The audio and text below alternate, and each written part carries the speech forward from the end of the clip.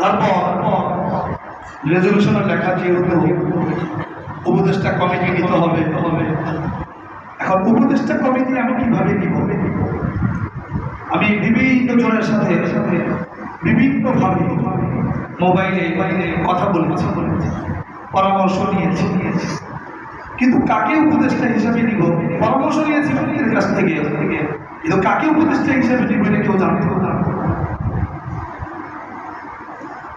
পরামর্শগুলো কেন নিত? দেখি কার চিন্তা থেকে সুন্দর পরামর্শ আসে। বৃক্ষ যেমন হবে ফল তেমনই হবে। তো পরামর্শ অনেকের কাছ থেকে করেছি, আলহামদুলিল্লাহ অনেকেই সুন্দর পরামর্শ দিয়েছে, অনেকেই, কিন্তু উপদেষ্টা কমিটি তারা অনেককে নেওয়া যাবে না, দেখা আছে 5 জন, 5 চিনি তো নিতে হবে। তো সেই 5 জন কাকে নিব? তো যাদের সাথে আলোচনা করেছি তাদেরকে আবার ফোন দিলাম যে আপনি বসেন। তখন আমি এই 4 জনকে নিয়ে বসি। তো 4 জনই আপনাদের কাছে পরিচিত মুখ, কেউ অপরিচিত না, এবং আপনাদের দৃষ্টিতে আমার মনে হয় এই 4 জনই অত্যন্ত ভালো মানুষ। আলহামদুলিল্লাহ বলি, আলহামদুলিল্লাহ। ওনাদেরকে নিয়ে আমি বসি। একটা বিষয় বড় আমানতের সাথে বলতে পারি, স্বেচ্ছায় যারা কমিটির সদস্য হইতে চেয়েছে এটাও যেমন গ্রহণ করা হয় না, যদি কেউ সুপারিশ কাউকে দিয়ে করাইছে সেই সুপারিশও গ্রহণ করা হয় না, আর এই উপদেষ্টা মন্ডলী কারা হবে এটাও অগ্রিম জানানো হয় না, এই কারণে যাতে করে ওনাদের কাছে সুপারিশ করলে অন্যরাও যেন কোনো বাধ্যগ্রস্ত না হয়ে যাবে। সমাজে তো চলতে হবে। আবার আরেকটা বিষয়, অভিযোগ ঠিক যেন মুক্ত থাকতে পারি যে 1 কাপ চাও আমরা খাই, 1 কাপ চাও কি আমরা পান করি, এই ব্যাপারে যেন আমরা বড় ইতমিনানের সাথে বলতে পারি। আরেকটি বিষয় হলো মসজিদের দায়িত্ব, এটা আমানত কি আমানত, এই আমানতটুকু মনে করি আমানতের সাথেই রক্ষা করা দরকার। তো তখন আমরা বসলাম। তো বসার আগে একটি কথা, সেটা হলো এই আমি যখন মুসল্লিদের দিকে তাকাই আমার কাছে মনে হয় সবাই যোগ্য, সবাইকে যোগ্য মনে হয়। কেন? পুরান বাজারে যারা ব্যবসা করে, কেউ যদি অপরাধ করে, খুব বেশি অপরাধ করে পুরান বাজারে ব্যবসা করে টিকে যাওয়া যাবে। সুতরাং ভালো গুণ আছে, কারো ভিতরে 70%, কারো ভিতরে 80%, কারো ভিতরে 60%, কিন্তু সব খারাপ এটা বলবার সুযোগ নাই। এবং মসজিদ ও মাদ্রাসার ক্ষেত্রে সবাই যে নিবেদিত প্রাণ, এই ব্যাপারে আমার একটু সন্দেহ হয়। কিন্তু বলেন এই 2000 মুসল্লি আমার কমিটি নেওয়া সম্ভব? এখন আপনাদের সিদ্ধান্ত ক্রমে জিজ্ঞেস করেছিলাম কতজন সদস্য নিব, তো এসেছিল সিদ্ধান্ত 21 বাইরে তো যেতে পারবো না। 21 জন সদস্য এখানে নেওয়া হয়েছে। আচ্ছা বলেন, আমরা 21 জন সদস্য যাদেরকে নিয়েছি এটা কি সম্মাননার দেওয়ার জন্য না খেদমতের দায়িত্ব দেওয়ার জন্য? আমরা খেদমতের দায়িত্ব দেওয়ার জন্য। এখন একটি বিষয়, আমরা যারা দায়িত্ব পাবো তারা তো খেদমত করবো, যারা আমরা দায়িত্ব পাবো না তারা কি আমরা কি মসজিদ মাদ্রাসার জন্য খেদমত করবো না? বলেন ইনশাআল্লাহ করবো। শুধু আমরা করবোই না, আমরা আমাদের মসজিদ ও মাদ্রাসার যত চাহিদা আসবে আমরা ওনাদেরকে সহযোগিতা করে একমাত্র আল্লাহর জন্য আমরা মসজিদের কাজ ও খেদমত আমরা মৃত্যু পর্যন্ত আঞ্জাম দিয়ে যাবো। পারবো তো ইনশাআল্লাহ? একটি বিষয় এখানে লক্ষণীয়, আমরা যখন উপদেষ্টা এসে বসি গোল টেবিলে যখন বসি ওই সময় আমরা বসতে গিয়ে অনেকের নাম এসেছে, অনেকের মানে আমরা অনেকের কাছে লিস্টিও দিয়েছি, লিস্টিও নিয়েছি, কিন্তু সেই লিস্টি অনুযায়ী আমরা কাদের নাম দিব, কার নাম রাখবো, আসলে কি জানেন দুরূদ শরীফ করে নামগুলো পড়া শুরু করেছি, যার নাম দিনের ভিতরে এসেছে তার নামটাই এখানে উঠিয়েছি। ভালো আর মন্দ এই হিসাবে নয়, বলেন কি হিসাবে? দিনের ভিতরে ঢেলে দেওয়ার মালিককে আল্লাহ যার নাম দিলে ঢেলে দিয়েছেন যে একে দিয়ে এবার রাখে, তো তার কাজটাই করেছি। এবং যেটার ব্যাপারে কারো কোনো দ্বিমত সর্বসম্মতিক্রমে 5 সদস্য এই উপদেষ্টা সমন্বয় করেছে, ওটার উপরই এক মাথায় নাম লেখা হয়েছে। এই জন্য সব কথা সার কথা হলো, যারা এখানে নাম আসবে তারা কি কোনো সম্মানের পর না খেদমতের পর?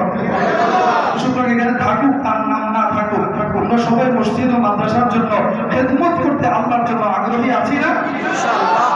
আর যারা আশা রেখেছেন মনে মনে যে আমি আসলাম, তো চেষ্টা রাখেন, ভালো কাজ করতে থাকেন, ইনশাআল্লাহ এই ভালো কাজের দায়িত্ব দেওয়ার মালিক তিনি কে? এবার হবে না, আগামীতে হবে। এরকম হতে পারে না। আরেকটি কথা, যারা অতীতে হয়তো বা যারা ছিলেন নাম্বার করতে পারে, কিন্তু আপনাদের জন্য দোয়া করবো, দিল থেকে দোয়া করবো, মন থেকে ভালোবাসার সাথে দোয়া করবো। আপনারা যে কাজ অতীতে করেছেন, ভালো কাজ, যে কাজগুলো আপনারা সমর্থন দিয়েছেন, আল্লাহ আপনাদের এই কাজের বরকত, আপনাদের বছর পরবর্তী 14 বছর পর্যন্ত আল্লাহ এটার বরকত করছে। যাদের নাম ঘোষণা করবো আমি কি জানেন না, আমার নাম ঘোষণা করা হবে। এই জন্য হয়তো কেউ কেউ উপস্থিত থাকতেও পারে, আবার কেউ কেউ নাও থাকতে পারে, যেহেতু জানতো না, তো সেই হিসেবে যারা থাকবেন মেহেরবানি করে একটু সামনে চলে আসবে, তুলি ঘড়ি করে সামনে চলে আসবে। আমি নামগুলো ঘোষণা করছি। উপরোক্ত উল্লিখিত 5 সদস্য বিশিষ্ট উপদেষ্টা মণ্ডলীর উপস্থিত মসজিদে বড় মসজিদে 3 বছর মেয়াদে কার্যনির্বাহী পরিষদ গঠন করা হলো, যা সদস্যবৃন্দের সংখ্যা মোট 21 জন। সদস্যবৃন্দের নামের তালিকা: সভাপতি ডাক্তার মোসলেহ উদ্দিন ফারুক সাহেব। মেহরবানি করে একটু আমাদের সাথে আসতেন, আমাদের সাথে যদি একটু আসতেন।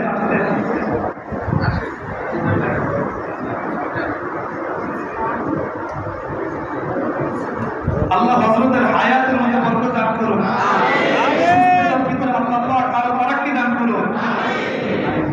সহসভাপতি হিসেবে, সিনিয়র সহসভাপতি হিসেবে সোহরাব হোসেন হাওলাদার সাহেব। আল্লাহ পাক হযরতের সুস্বাস্থ্য কামনা করে আল্লাহ পাক তার স্বাস্থ্যের ভিতরে আল্লাহ বরকত দান করুন, ভালো কাজ করার আর শক্ত মানসিকতা দান করুন। সহসভাপতি হিসেবে মাহবুবুর রহমান মিলন ভূঁইয়া। সহসভাপতি হিসেবে 2 নম্বর আব্দুর রহিম মোল্লা সাহেব। বিএমপি লার্সের মালিক আব্দুর রহিম মোল্লা সাহেব। সেক্রেটারি জনাব ইউনুস চুকদার। জি, আপনি বুঝতে পারতেছেন, জানেন আগের থেকে, তুই মেহরবানি করে দাঁড়িয়ে যান। ওয়ালাইকুম আসসালাম।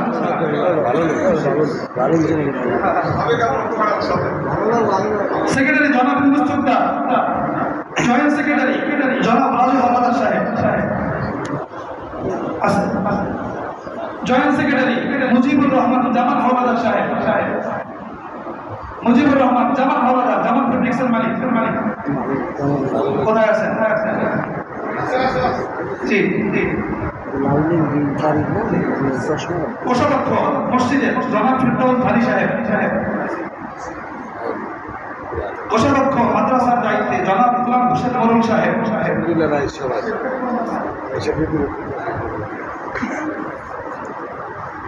অনেকে জানেন না, কথা হয় না।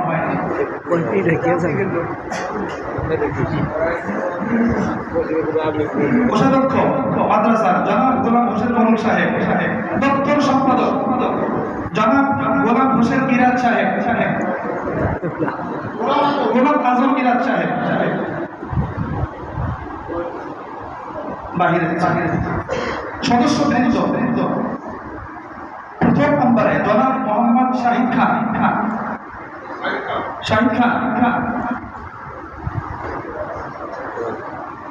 জনাব হুমায়ুন হাওলাদার। মোহাম্মদ ফারুক মাতুল্লাহ। মোহাম্মদ ইমদাদ হোসেন। মোহাম্মদ জাহাঙ্গীর হোসেন। রেক্স ফেশন। মোহাম্মদ জাহাঙ্গীর হোসেন। মোহাম্মদ আব্দুল রাজ্জাক সর্দার। ওয়ালাইকুম আসসালাম। আসেন। মোহাম্মদ ডাক্তার ফাহিম। সাবেক উপদেষ্টা মৃত মরহুম আলমগীর সাহেবের সরকার মোহাম্মদ ডাক্তার ফাহিম আছেন আছেন ওয়ালাইকুম আসসালাম মোহাম্মদ টিপু হাওলাদার আছেন আছেন নেই অ্যাডভোকেট আসিফ শাহরিয়ার অ্যাডভোকেট আসিফ শাহরিয়ার একজনে ভুলে টুকে আনতে পারেন একটু সহযোগিতা করেন অ্যাডভোকেট আসিফ শাহরিয়ার আরেকজন জনাব লোকমান হোসেন আপনি আল্লাহ পাক ওনাদের সকলকে আমাদের মসজিদের সামনে যে কার্যক্রমগুলো আছে এই কার্যক্রমগুলো সুন্দরভাবে সম্পন্ন করা আল্লাহ তৌফিক দান করুন। আমি কি কি কাজ আছে একটু ওনাদের সামনে তুলে দিতে চাই, যদি আপনারা সমর্থন করেন বলবো। প্রথম নাম্বার, আমাদের যেগুলো দরকার এখন মুসল্লিদের দাবি ওনাদের কাছে পেশ করা দরকার আছে না নাই? মুসল্লিদের দাবি পেশ করতেছি। আমাদের পুকুরটাকে সংস্কার করা দরকার, আমাদের পুকুর সংস্কার করা দরকার, মসজিদের ফ্লোর সংস্কার করা দরকার। অনেকগুলো পুরাতন ফ্যান আছে, সব ফ্যান পরিবর্তন করে এগুলো ঠিক চলবে না, বিক্রি করে দিতে হবে, নতুন ফ্যান আনতে হবে। ঠিক আছে কথা? আমাদের সামনে ওযুখানা, একটু অত্যাধুনিক সিস্টেম ওযুখানা করা দরকার। মাঠ যেটা আছে এটা একটু উঁচা করে এরপর এইটাকে পার্কিং টাইলস বিছিয়ে একটু সুন্দর ব্যবস্থাপনা করা দরকার। এরপরে আমাদের মাদ্রাসার ছাত্রর জায়গা হচ্ছে না, সুতরাং ওই ছাত্রদের জন্য যদি ভবন উপরে বানানো লাগে সেটার জন্য আমাদের সহযোগিতা করা দরকার। এছাড়া আমরা এখানে যারা আছি আমরা কেউ সম্মানিত দায়িত্বে না, খাদেমের দায়িত্বে আছি। আমরা যে কাজ করবো কাজ হবে কাদের জন্য? তুমি আমাদের সকলকে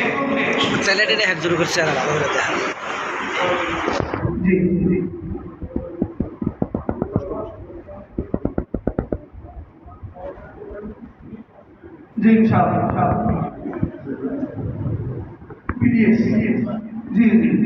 যেহেতু কথা হয়েছে আমরা কমিটির কাছে আর কি আপনার যারা সহযোগিতা করতে চাচ্ছেন এই কাজে প্রশাসনিক সহযোগিতা, আমরা তাদের সহযোগিতা নিয়ে খুব দ্রুতই আমরা কাজ সারবো। কিছু কথা আছে, কার্যনির্বাহী পরিষদের নির্ধারিত সময় মসজিদের নতুন বড় মসজিদের কার্যনির্বাহী কমিটির সময়কাল 1-5-2025 থেকে মানে হলো আগামী মাসের 1 তারিখ থেকে 30-4-2028 পর্যন্ত বলবৎ থাকবে।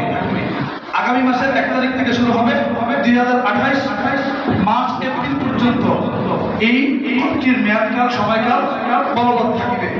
মসজিদের প্রতি এবং দারুল কোরআন বড় মসজিদ মাদ্রাসা প্রিন্সিপাল আগামীতে যেই হবে, এটা আমি হওয়ার জন্যই না, যেই হবে সে পদবলে সেক্রেটারি পদমর্যাদায় থাকিবে। মানে সেক্রেটারি পদমর্যাদায় থাকার অর্থ হলো সেক্রেটারি একজন আছেন, কিন্তু তার কাজ হলো সেক্রেটারি পদমর্যাদায় থাকলে কি হবে, কমিটির কাজে একটু সে একটু জোরান দিয়ে একটু সহযোগিতা করতে পারবে। উপদেষ্টা মন্ডলী, বিগত বছর উপদেষ্টা মন্ডলী তারা কমিটি করে দেওয়ার পরে তারা নিষ্ক্রিয় হয়ে যেত, কিন্তু বিভিন্ন মসজিদে এমনকি বাইতুল মোকাররম সহ ঢাকা শহরের বড় বড় মসজিদে উপদেষ্টা কমিটি এটা নিষ্ক্রিয় হয় না, এটা স্বয়ংক্রিয় থাকে, কিন্তু উপদেষ্টা হিসেবে থাকে কমিটির সাথে। এই জন্য উপদেষ্টা মন্ডলী কার্যনির্বাহী কমিটির সাথে সম্পৃক্ত থেকে কার্যক্রম পরিচালনা করিবে। সম্মতি আছে? এবং কার্যকারী কমিটির প্রতি মিটিংয়ে উপস্থিত থাকিবে। এই জন্য আমার যিনি আহ্বায়ক থাকবেন এই কমিটির, যখন মিটিংয়ের ডাক দেওয়া হবে সদস্যবৃন্দ যেমন দাওয়াত পাবে, উপদেষ্টা বৃন্দ যেন দাওয়াত পায়, এই বিষয়ে আপনার কাছে আমার বিশেষ আর্জি রহিল। আল্লাহ পাক আমাদের সকলের মনের নেক তামান্না খাদেমদের দ্বারা আল্লাহ কবুল ও মঞ্জুর করুন। আরেকটি কথা, একটা পরিচিতি সভা করা দরকার, যেহেতু এখন এই কমিটির একজন সভাপতি নির্ধারিত হয়েছে, সুতরাং এই কমিটির একটা পরিচিতি সভা হওয়ার দরকার আছে না নাই? আমরা চাই একটা প্রস্তাব রাখতেছি আপনাদের হয়ে, মসজিদ কমিটির এই পরিচিতি সভাটা মসজিদে না একটু ভালো জায়গায় হোক, সবারই তো অর্থ আছে, কমিটি একটু ব্যয় করুন, কথা বলে একটু ব্যয় করুন, আমাদেরকে দাওয়াত দিন, ওখানে আসবেন, ওখানে এসে